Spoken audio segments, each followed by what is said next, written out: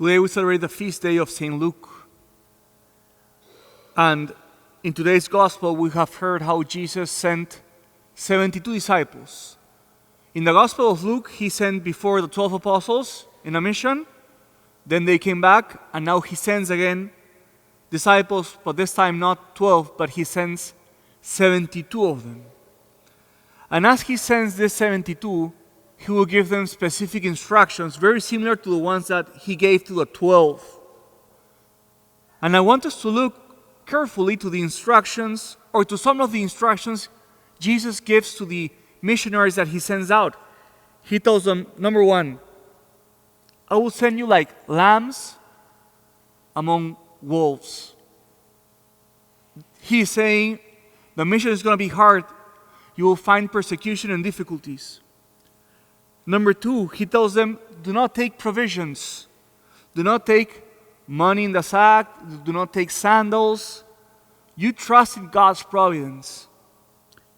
And third, he also tells them, do not greet anyone along the way. This is a strange instruction. What's our problem with greeting people along the way?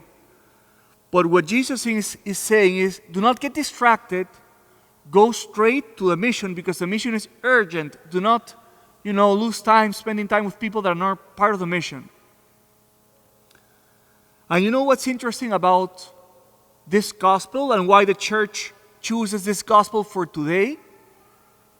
Because Luke, he was a companion for Paul. When St. Paul went around doing his missionary trips, Luke spent time with Paul. They were companions. And Luke, he lived these instructions fully, completely. Think about it. First instruction, I send you out like lamb among wolves.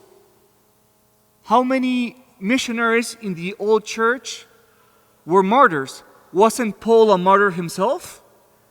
So the first thing is lamb among wolves. And Luke says, yes, we were lamb among wolves because Paul was martyr. Second, Jesus says, take no provisions. When you look at Paul's travelings, he didn't have like a lot of money in his wallet just to make sure everything went okay.